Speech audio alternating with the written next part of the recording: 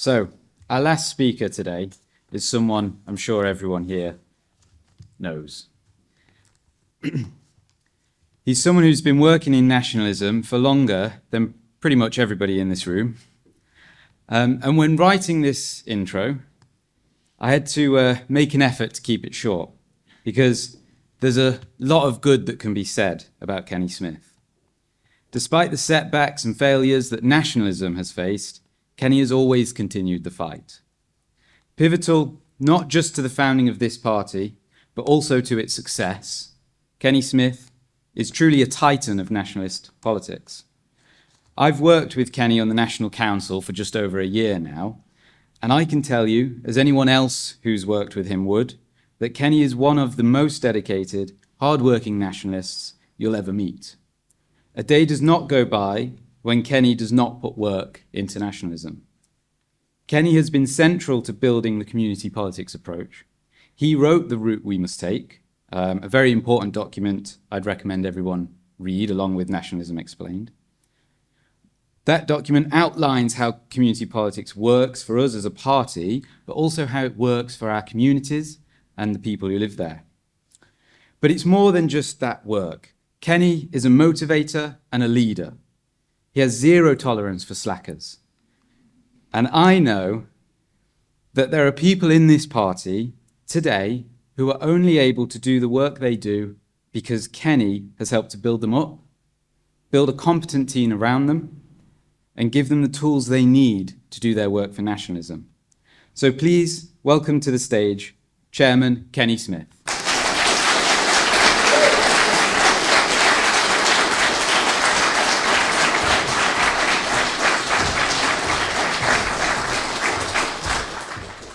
Sorry, I just need to pop over to the far right and get my notes.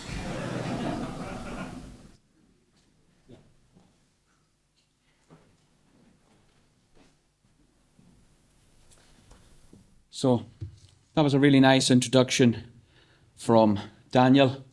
And I want to open up by, first of all, just thanking everybody who made today possible.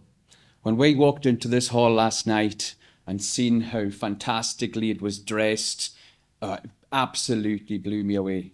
We've got 150 people who came today to show their defiance and their determination to fight for people, and that's been made possible by Daniel and the SETI-UP team, the stewarding team, the media team, and the folk who've decided to come here and speak and be on the panel. So I would like you all to give a big round of applause to people today.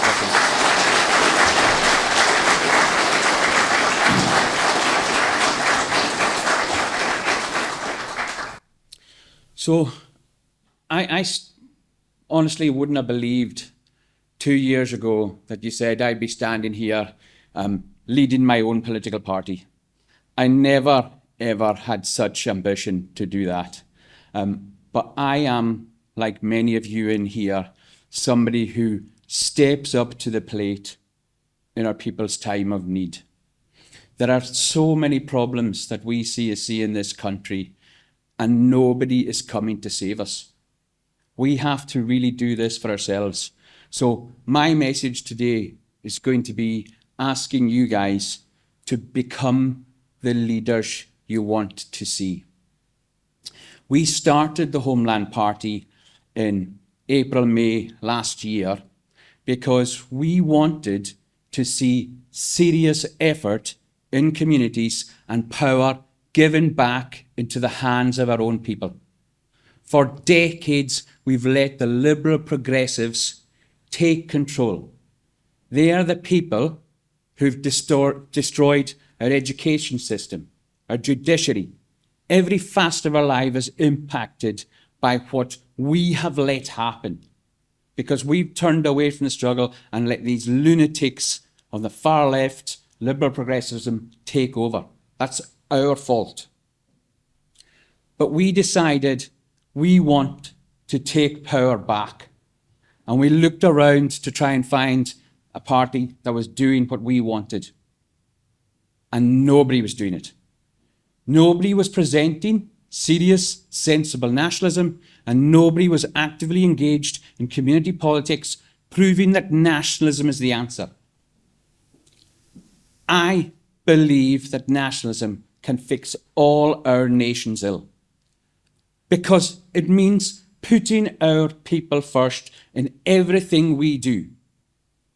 And if that's what you do, you can't fail. You can't fail. That's what people want. From the home, from the family, people discriminate, don't they? They put their own family first all the time. It's natural, it's normal. Then they do it in their local community, in their town. It's natural and normal. Nationalism is natural and normal. But nobody was selling it in the proper way. Nobody was promoting it in the proper way. Nobody, in my view, was doing sensible nationalism, promoting positivity and telling people that nothing was impossible. We have completely changed that, I think, and today is a big example of that. We have come into a community and booked a venue in our own name, a town council, no less property, a hall where, as Anthony said, for generations people represented themselves and stood up for themselves. And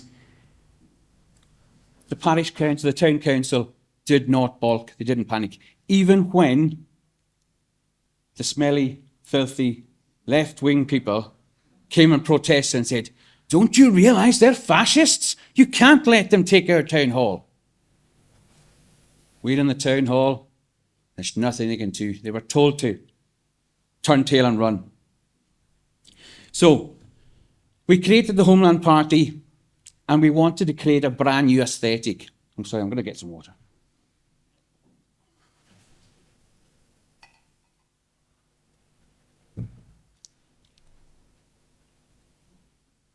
So we wanted to create a brand new aesthetic.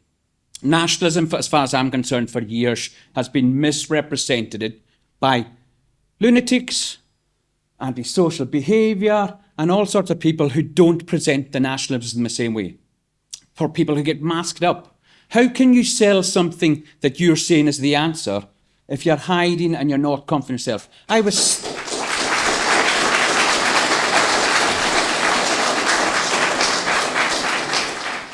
I'm sick to the back teeth of going in at people and telling how amazing nationalism is, and goes, yeah, but your people, they get masked up, they won't tell you their real names. And how can you, it's just impossible.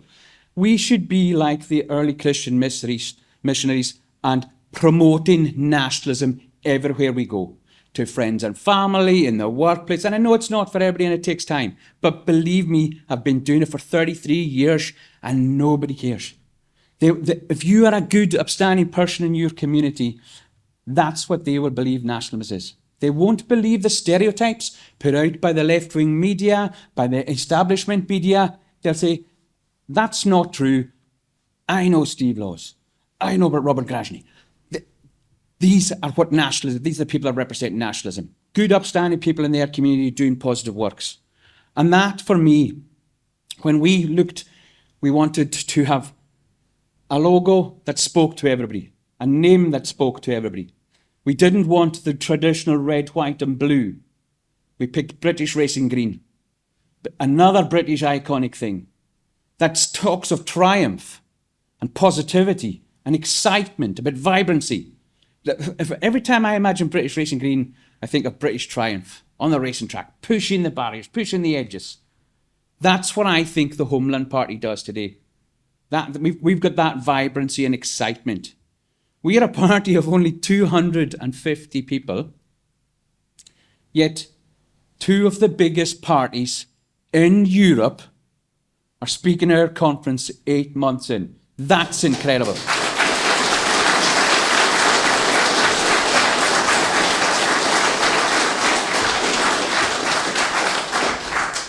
I was part of the British National Party, as you all know, for years, and we fought for decades to get that recognition. Before Jean-Marie came over to the UK, we had been going for 20 odd years. We've done something like that in 8 months, folks. That's incredible. With 250 people. Smaller number of activists. Imagine what we could do if every single person who supports us and thinks we're doing well just bit the bullet, joined the party and volunteered an hour or two a week, we would be absolutely smashing it. We would be winning up in town halls up and down the country. So we've created this party that looks good, feels good, doesn't it? Yeah. But we're also measured and sensible in everything we're doing. We're breaking into areas that nationalism hasn't been in decades, ever, some of it ever. We're speaking to people who, when I was first an election candidate, getting on the stage to hear my rubbish vote after doing no community politics, they would leave the stage because they didn't want to be in the presence of a nationalist on the stage. So they'd actually walk off. Now, we have got town, parish and community councillors who are working hand in glove with establishment councillors because they're impressed about what our people do. You imagine that? In communities up and down this country, there's Conservative councillors, Labour councillors, Lib Dem councillors approaching our guys saying, you're a fantastic community activist, can you help us with this? That's incredible. Liberal Democrats come and say, come and help us combat solar farms. Have you ever heard of nationalism doing that in this country? I haven't. Even when the BNP was at its height, nobody wanted to come here. We were pariahs. We're changing that by being sensible. Community politics destroys all their lives. And we do that by being sensible nationalists, by being good people in our communities, promoting practices in the community that actually have a positive benefit in people's lives. We're about winning hearts and minds. And I think nobody can argue. There's nobody out there today who's actually doing that.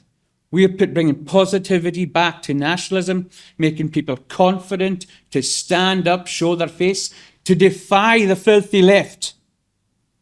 They're outside there pleading to the police for us to shut down the meeting. And then we're here laughing, enjoying fantastic food and fantastic company.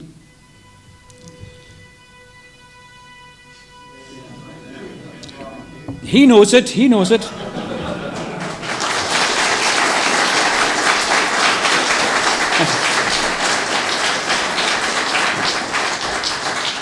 I don't know if any of us how many of us have done the flyover banner drops, but they are amazing. You get that just constantly. Roll out a banner about standing up for your people, and every second car going past is tooting and giving you a thumbs up. It's absolutely brilliant.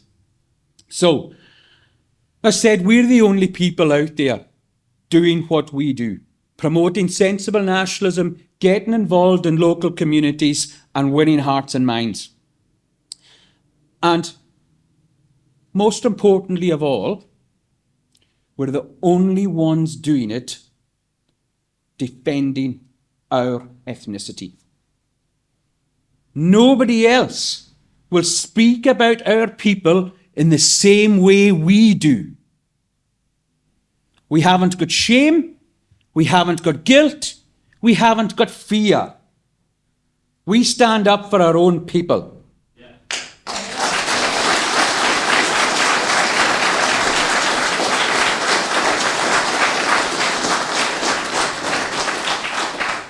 We are facing an existential crisis.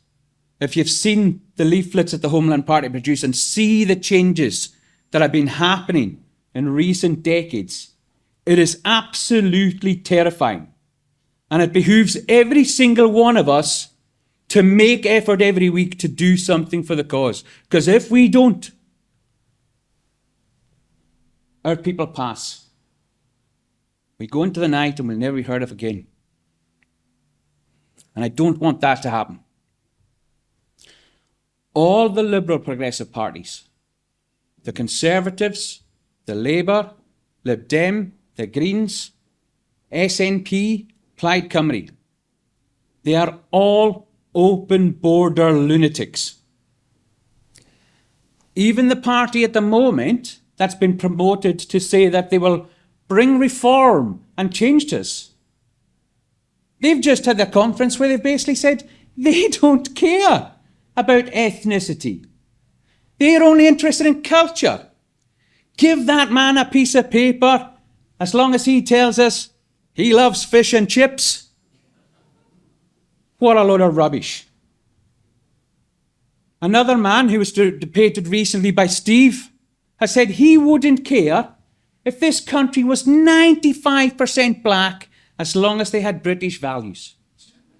The insanity of it. Who believes that nonsense? It's crazy. As was spoken about earlier, there's another two prominent voices on the right who have been civic nationalist stalwarts for years, have all of a sudden started talking our language. I'm not sure why, but I'm pretty sure there's a wee economic angle there for that conversion. But we are the only solution. We are the real deal.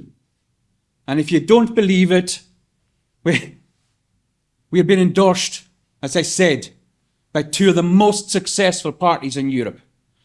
People are talking about us in all sorts of circles.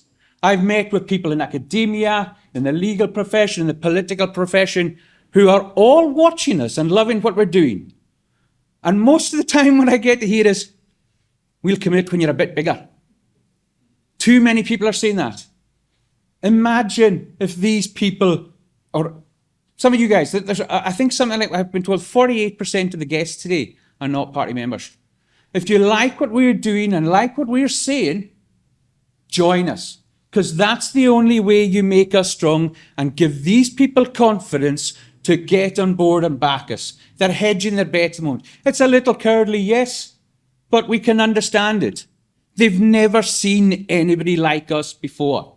They've never seen a party that's confident like us before, bold as us before, doing the things and saying the things that we do without fear.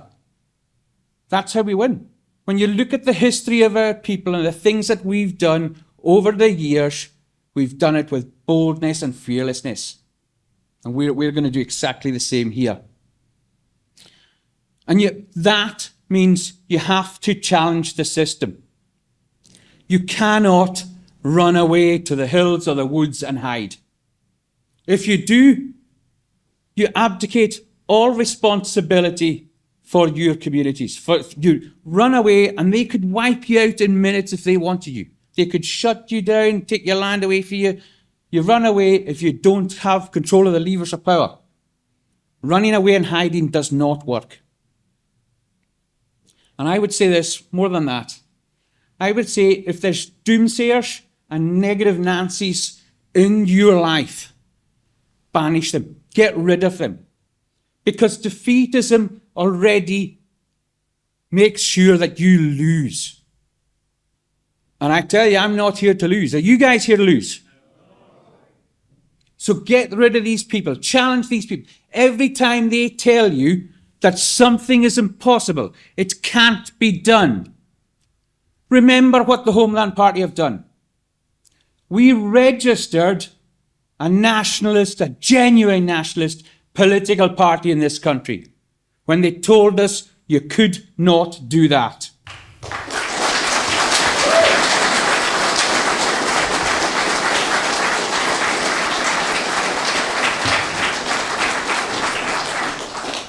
They told us you can't get councillors standing on an Oakland Homeland Party ticket.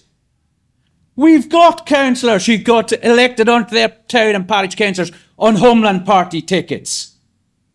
They told us you can't publicise a meeting beforehand and advertise it and book it at a town council. What are we doing now? We're doing exactly that. The Homeland Party does the impossible. We don't believe there's anything that can stop us apart from our own people. And I'm going to read a couple of quotes. I've not always been the biggest fan of Enoch Powell, but he was right quite often.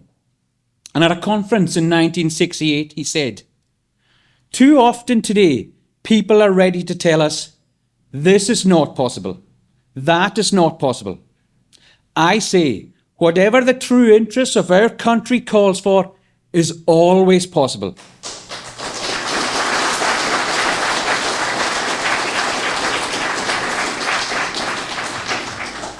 We have nothing to fear but our own doubts. It sounds to me, that was done in 1968, but it sounds like me he was talking about the Homeland Party. It really does. And the second quote from him that I'll paraphrase is, whatever the true interest of our people calls for is always possible. It is possible, but more than that, it is necessary. No, critical at this stage in our people's history. And again, for me, that one is even more poignant, because the rate of demographic change happening in this country is alarming. And every word he said there is absolutely true. And the only people, like I said, who can change that is us. Nobody else is going to do it for us. For me, those people who refuse to engage in the struggle and call themselves nationalists are kidding themselves on. They'd rather sit at home on the internet decrying the state of the country than do anything. They are assuming victim status. What is the point of trying? What's the point of doing anything? I would rather die trying than not do anything at all.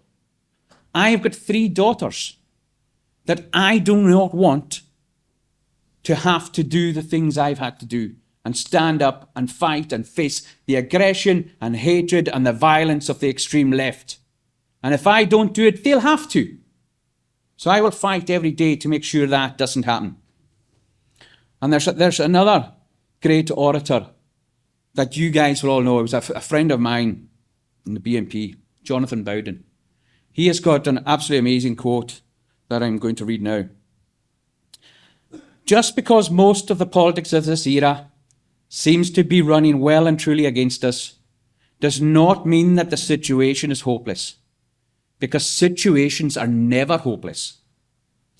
He told us, groups that have been done down or perceive that they have been done down by history have undergone worse traumas than we are undergoing in the present time.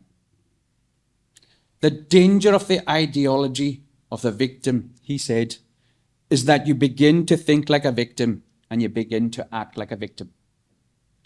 I refuse to be a victim.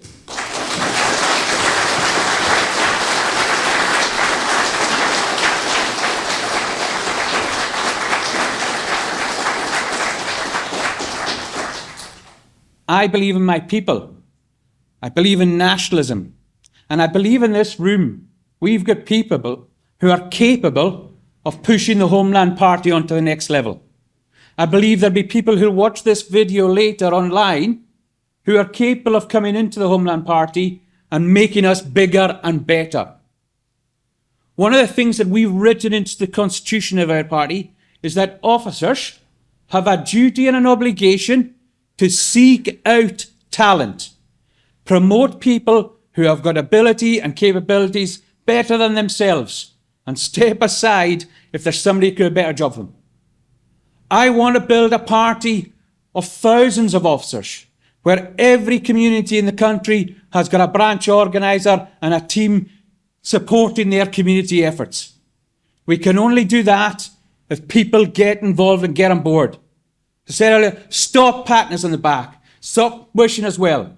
Get on board and make it happen. Become the leaders you want to see.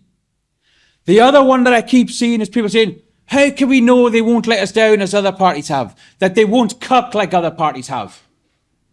Same answer. Get on board and make sure it doesn't happen. We've got a watertight constitution that tells people they cannot change us away from nationalism. But what we need is people. People to drive us forward and people to make us bigger and better. The civic nationalist movement has been leading in the UK for the past 15 years. What have they been doing? Marching on the streets has been mentioned earlier in some of the speeches. Going for a wee jolly down to London, 12-pack of Stella, maybe a line or two here, maybe have to urinate on on the war memorial before they leave. And then they pat themselves all on the back about a successful day out and how they showed the system. Did they take power anywhere? No, they didn't. No. Did they make any girls safer from grooming gangs? Never. Didn't stop any of that. The only thing that matters in life is taking power, having control. That's how you stop the liberal progressive enemy. Imagine, if you would, 5 years' time, we've quadrupled the numbers, got 1,000 people on board. 500 of them are community activists. And then we target a few council areas and we become the official government at some local authority. I hear a lot of people tell me that you're wasting your time in local politics. You need to go for Parliament. That's where the real power is. I actually think that's a load of rubbish as well. I think lots of things are a load of rubbish. That's one of them. That's one of the big ones, actually. Because at local authority level, you have all sorts of power. You've got power about housing. So you could turn around as a Homeland Party council and say, we will not house another single asylum seeker or economic migrant in this community. We'll house our people first. We'll clear the homeless off the street, all these army veterans. We'll put them in houses before we put a single immigrant in a house.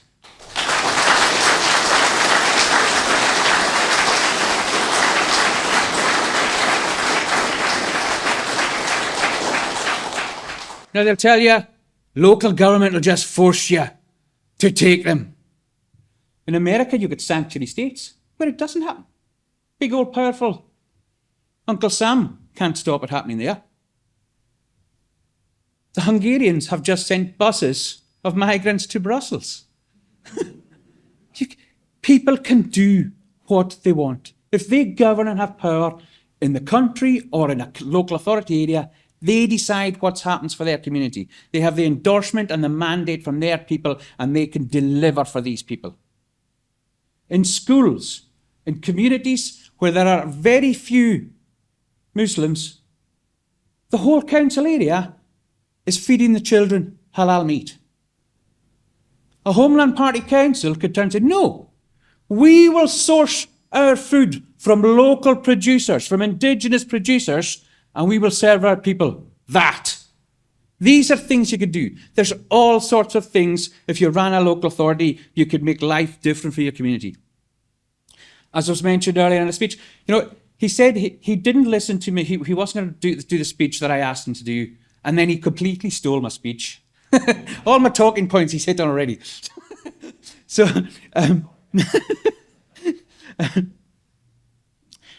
our fight can't just be political.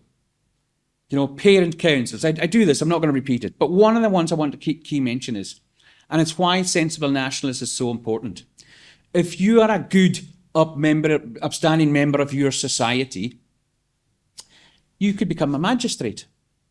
You don't actually need any formal training to be a magistrate. You just have to be a good person in your community. You go along and you tell them, I'd like to be a magistrate, and they'll do a wee bit of vetting, and then they'll train you up to be a magistrate.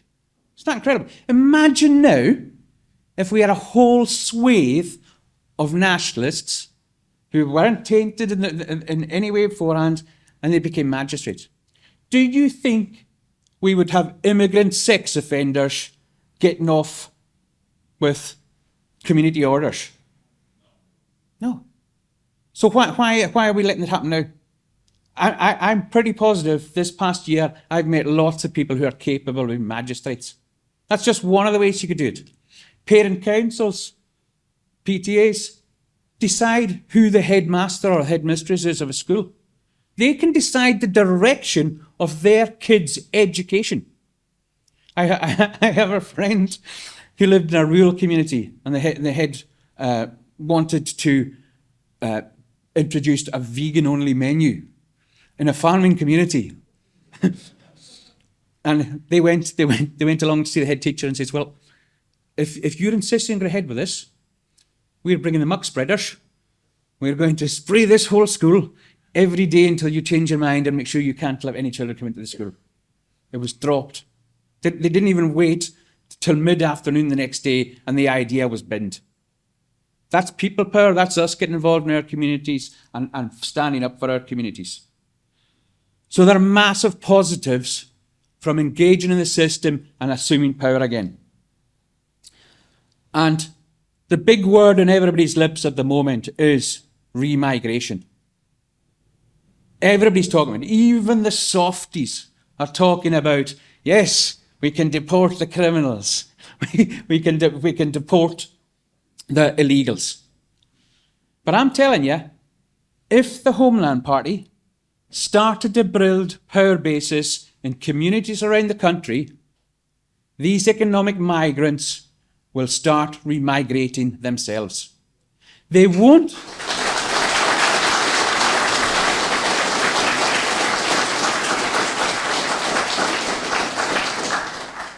They will not want to live in a community where we put our people first, where they are not being given benefits ahead of our people. We were involved in protests in Erskine earlier in the year, and a successful campaign. We worked with a local community, and that hotel's now been shut down. But across the water from Renfrewshire, in Western Bartonshire, they had the highest level of homelessness in the whole of Scotland. And yet, there had a planned about 1,000 migrants in a hotel, 20 minutes across the bridge, Erskine Bridge. They didn't film that because we got involved with the local community and we built a process, and it never even got to half capacity.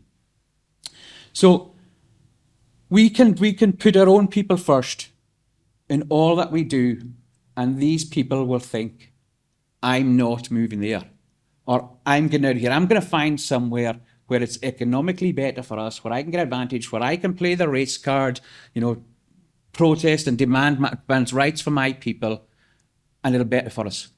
And it won't be in a Homeland Party council area, guarantee you. So you guys need to help us create these council areas. Keep us on track. Get involved. One of the other wee things that I've realised recently is that some people don't actually know what activism is. They think that if they tick the box on the party website to be an activist, it means that they have to be a candidate or they have to go canvassing. It does not. There are absolutely hundreds of jobs that can be done behind the scenes.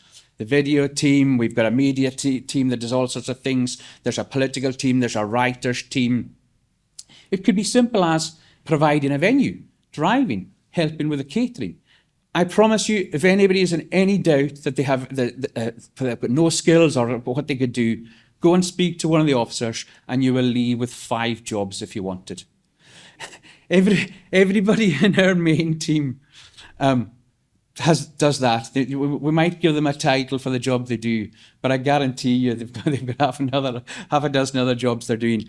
And our activist base is growing, and it's incredible to see. It's why we're punching above our weight. It's why so many people are talking about us now in so many places. A party of 250. We've already overtaken all of our so-called rivals, nationalist political parties. We've actually got more members than all the genuine ones put together, and we've got more councillors than the civic and the genuine national ones that talk about remigration now. So keep us on track by getting involved. The endorsements we've had from Europe should only be the start. And as privileged as I do feel that you guys are here, the big endorsement I want is from the British public. That's who we're fighting for. That's whose hearts and minds we're trying to win in. And that can only be won from us in here. So I will finish by saying again, become the leaders you want to see and help the Homeland Party win. Thank you.